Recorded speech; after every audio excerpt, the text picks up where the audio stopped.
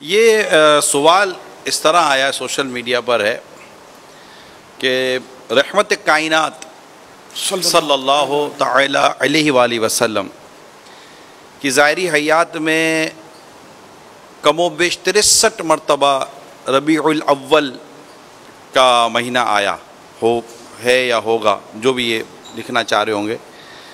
کہتے کس حدیث سے یہ ثابت ہے کہ آپ نے اپنی ولادت کا دن منایا؟ پیارے آقا صلی اللہ تعالی علیہ وآلہ وسلم تو ہر مہینے میں 4 دن مناتے تھے جشن ولادت۔ ہر مہینے میں ربیع الاول میں بھی اور ہر مہینے میں۔ وہ ایشو مطلب حدیث شریف ہے کہ پیارے آقا صلی اللہ تعالی علیہ وآلہ وسلم ہر پیر شریف کو روزہ رکھتے تھے۔ جب آپ کی خدمت میں پوچھا گیا اس کی وجہ، تو ایک وجہ یہ بتائی فیہ ولدت، اسی دن میری ولادت ہوئی ہے، یعنی ہر پیر کو آپ کا برتھ ڈے، تو یہ روزہ آپ رکھتے تھے پیارے آقا صلی اللہ علیہ وسلم۔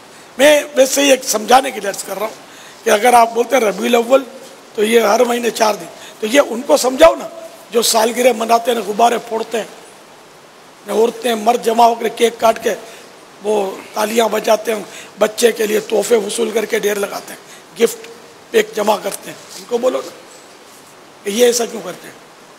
ہاں، حضرت عمر رضی اللہ تعالی عنہ کے دور خلافت میں حضرت سیدنا صدیق اکبر کا جو دن ہے وہ 10 مرتبہ تقریباً آیا۔ تو کیا کسی حدیث سے، یعنی جو ان کی سیرت ہے اس میں یہ ہے کہ حضرت عمر کا دن منایا ہو انہوں نے، یا حضرت ابوبکر رضی اللہ عنہ کا دن منایا ہو؟ کہیں بھی ایسا نہیں، اور آج اعتراض کرنے والے خود اس کو مناتے ہیں۔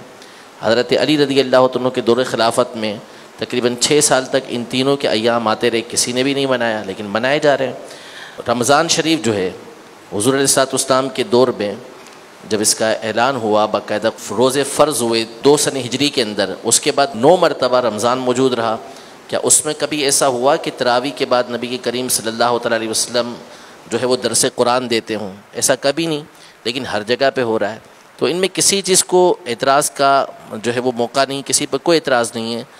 اعتراض ہونا ہے تو فقط اس طرح کے شیطانی خیالات کے ذریعے کہ نبی کریم صلی اللہ تعالی علیہ وسلم کے دور خلافت میں اتنی مرتبہ آیا، حضرت ابوبکر کے دور میں اتنی مرتبہ آیا، حضرت عمر کے دور میں اتنی مرتبہ آیا، تو حضرت عثمان غنی کے دور میں اتنی مرتبہ آیا، حضرت علی کے دور میں اتنی مرتبہ آیا، انہوں نے منایا۔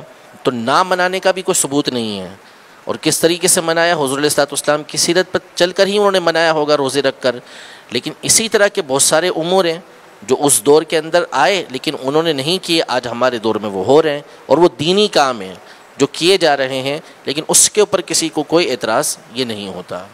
دستار بندی کے جلسے ہو رہے ہیں، ختم بخاری ہو رہے ہیں۔ بخاری شریف تو نہ صحابہ کے دور میں تھی، نہ تابعین کے، نہ تبع تابعین کے، تو بعد میں تو اور یعنی کہ جو میلاد شریف نہیں مناتے وہ بھی دستار بندیاں کر رہے ہوتے، ختم بخاری کر رہے ہوتے۔